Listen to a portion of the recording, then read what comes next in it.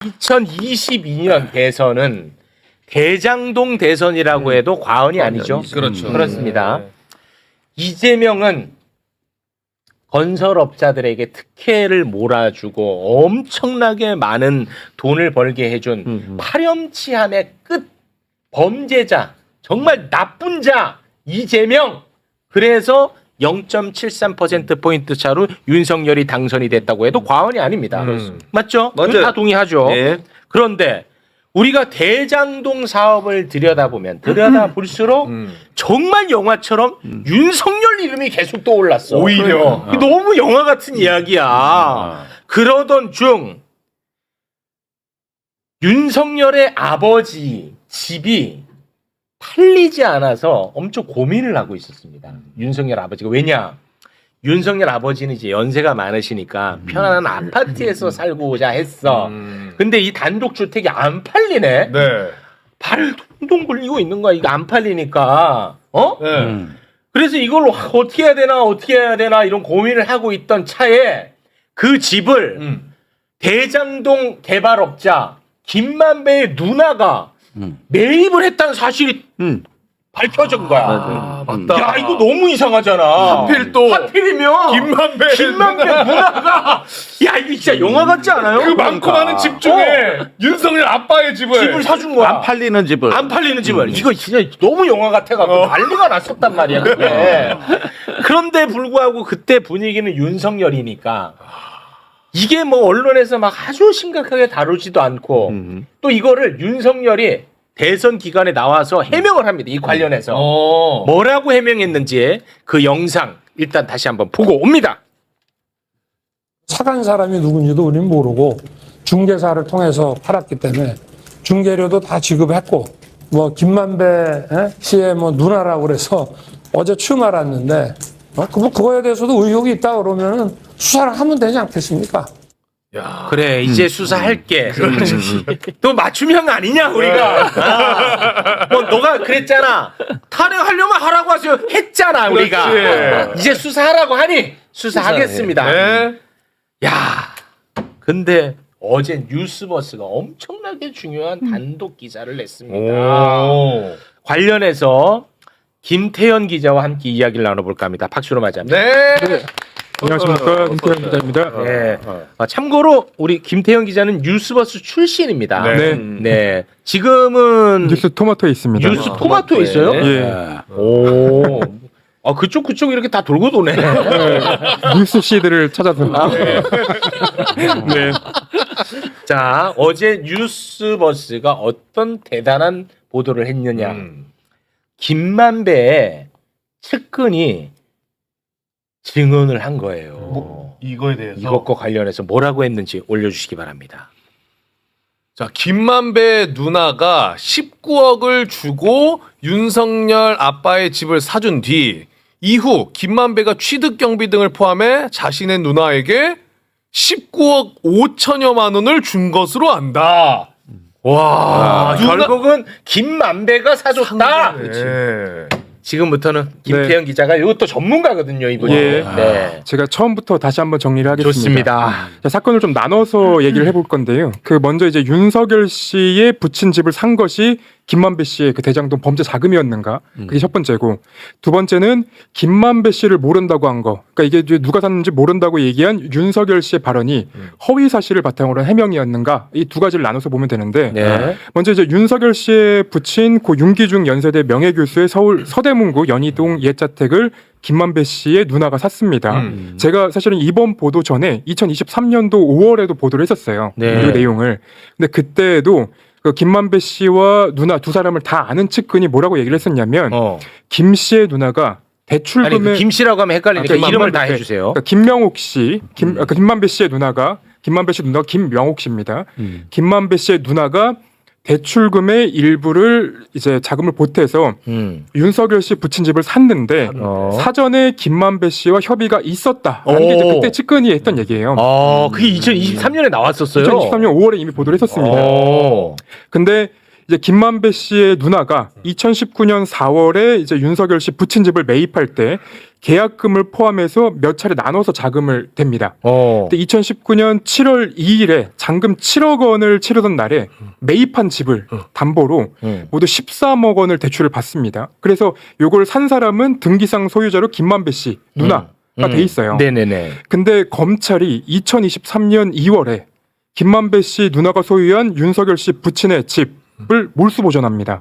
갑자기 몰수 보전이라고 하면은 부정한 돈으로 샀다고 했을 때 샀다고 판단이 들면 이거를 처분하지 못하게끔 검찰이 조치를 취하는 거군요. 맞습니다. 어. 그래서 그 김만배 씨 누나 이름으로 돼 있는데 이 집은 2025년 6월 현재까지도 여전히 몰수 보전 상태예요. 아, 현재까지. 근데 김만배 씨 누나의 소유인 집을 검찰이 몰수 보전할 이유가 없잖아요. 그렇죠. 그래서 그 당시에 저희가 취재했던 게 뭐냐면 그 측근이 했던 얘기입니다.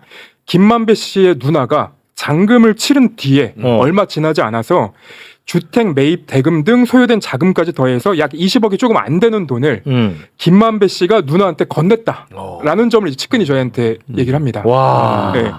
그래서 다시 말하자면 소유자는 김만배 씨의 누나였지만 실제 윤석열 씨 부친 집을 사는 자금은 김만배 씨의 대장동 범죄 자금일 수도 있다라고 검찰은 봤던 거죠. 검찰이 그렇게 여기서 제일 나쁜 놈들은 검찰이야. 그동안 입 딱 다물고 있었고. 네. 오. 진짜 몰수 보전 아까 그 얼린 호수 좀 빌려줘요. 자, 그래서 이제 그 윤석열 씨 측의 아까 해명을 저희가 봤지만 윤석열 씨 측은 그 당시 이제 대선 후보 시절에 부동산 중개업소에서 3명 정도 소개를 받았었고 그 가운데 이제 한 명인 김만배 씨와 김만배 씨의 누나와 거래했다는 주장을 했거든요. 근데 쉽게 말하면 김만배 씨와 전혀 관련성이 없고 우연찮게 로또의 확률로 김만배 씨의 누나가 윤석열 본인 이제 부친의 집을 사게 됐다. 이게 너무 그냥 우연이다. 말이 되냐? 에휴, 김태현 저걸 믿고 앉았어. 저희는 안 믿어서 기사를 썼죠. 그래서 그 당시에 이제 홍준표 대선 그 후보가 대구시장일 때 윤석열 씨랑 대선 경선 과정에서 말이 되냐? 로또만큼 당첨되기 어려운 우연의 일치다라고 얘기를 했었고 홍준표가 네, 그 시기에 홍준표 대구시장이 얘기를 했었고 홍준표가 자기랑 싸우는 상대에 대해서는 항상 진실만 얘기해. 정론 집필하시는 분이에요. 그럼에도 그 당시 이제 법무부 장관이었던 한동훈이 이거는 이제 야당에서도 더 이상 의혹 제기가 끝났는데 왜 자꾸 이걸 갖고 물고 뜯냐라고 이제 반박을 했었어요. 법사 유출. 한동훈이가 이제 윤석열 편들어줬어. 그렇죠. 아이고 참. 근데 지금도 지금 반윤처럼 행동하는 거 내가 꼴 살았다고 얘기했지. 한 몸. 그래서 이 제가 이제 이전에 했던 보도를 바탕으로 오늘 뉴스버스의 보도를 다시 보면 네. 2019년에 이제 윤석열 씨의 부친 집이라는 것을 김만배 씨가 사전에 알았을 가능성이 높고 이게 왜냐면 윤석열 씨의 여동생과 아는 사이인 김만배 씨의 누나가 윤석열 씨의 여동생으로부터 부친 집이 잘 안 팔린다라는 얘기를 듣고 이를 김만배 씨한테 전달을 하니까 김만배 씨가 내가 사줘야겠네라고 했다는 거. 나 이 부분 굉장히 중요한 포인트라고 보거든요. 자 보세요. 윤석열에게는 여동생이 있나 봐. 네. 나는 몰랐는데. 저도. 윤석열의 여동생이 있습니다. 그리고 김만배 누나가 있어요. 둘이 친해. 이게 이상한 거야. 어떻게 알고 어떻게 친해? 그러니까. 둘이 친한 거야. 그래서 이 윤석열의 여동생이 김만배 누나한테 아유 우리 아버지 집이 안 팔려서 큰일 났어. 아파트로 가야 되는데 계속 이렇게 얘기를 하니까 김만배의 누나가 김만배한테 얘기를 해서 김만배가 사줬다는 거야. 만배야 내가 얘기 들으니까 거기 안 팔린다더라. 아이고 누나 내가 당장 살게. 지금 윤석열이 검찰총장 된대. 그럼 내가 걔한테 한번 얘기해가지고 걔라고 하지 마. 그래? 엄마라고 불러. 아니, 그러니까 이게 난 굉장히 중요하다고 봐요. 어떻게 윤석열 여동생하고 김만배 누나가 친해? 대한민국 이 많은 사람 중에 나 이 본질로 봅니다. 그래서 그 당시에 이제 한 보수 언론의 그 기사를 보면 김만배 씨의 누나랑 윤석열 씨의 동생이 공인중개에서 그 부동산에서 만났대요. 그래서 거기서 이제 그 알게 됐다는 거예요. 우연히. 우연히.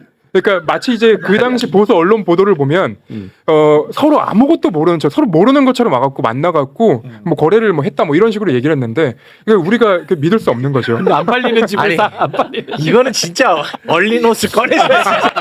잘 올려놓으신 것 같아요. 네, 얼린옷을 꺼내야 돼. 이거 진짜. 근데 그 보도를 보면 다 가져가.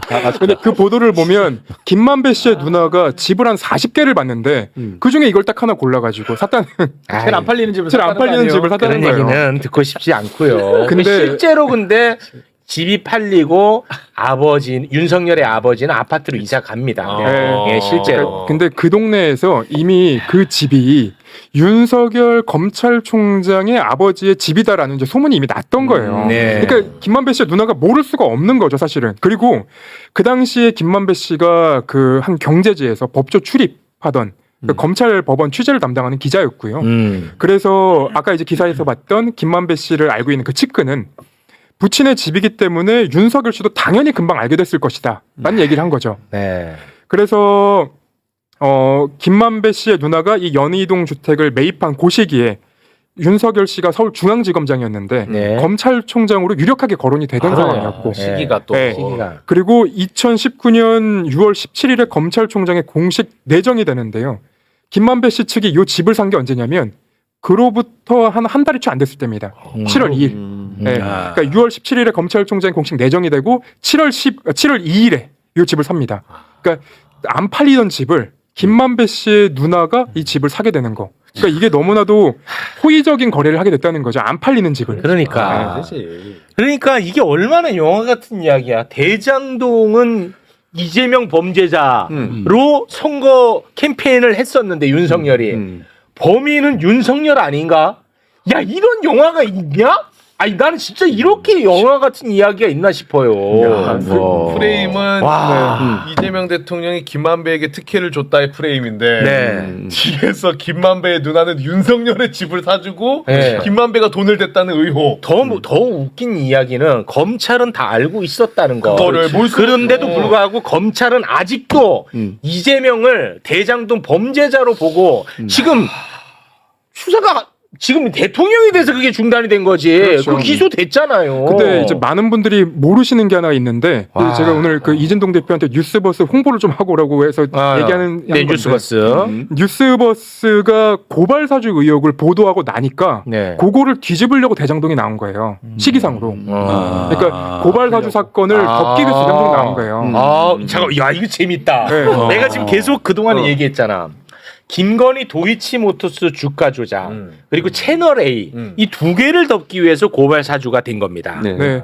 근데 이 고발 사주를 덮기 위해 대장동이 됐다고. 그렇죠. 와 이거 너무 재밌다. 시기상으로 그렇게 떨어집니다. 막 열리네. 캐비넷 이럴 때 쓰는 거구만. 그래서 저희가 그때 그 보도를 하고 나서 갑자기 대장동 보도가 처음에 첫 보도는 굉장히 이제 근거가 좀 부족한 보도였거든요. 근데 그 보도가 나온 걸 보고 야 이거 고발 사주 사건을 덮기 위해서 이거 나온 거다라고 저희가 이제 주장을 했었는데 네. 그때 당시에는 안 들리죠. 왜냐하면 윤석열 씨가 그 당시 제가 이제 몸담았던 뉴스버스를 대상으로 마이너 언론이다. 맞아요. 제보를 하려면 뭐 큰 데로 가야지, 네, 메이저 맞아요. 가야지. 뭐 네. 이런 얘기를 하니까. 네. 그리고 나서 이제 시간이 지나서 그에 대한 그 이제 연장선상으로 그에 대한 보복으로 윤석열 씨의 그 부산저축은행 부실 수사 보도했던 뉴스버스를 또 압수수색을 하는 맞아. 걸로 저희는 봤거든요. 네.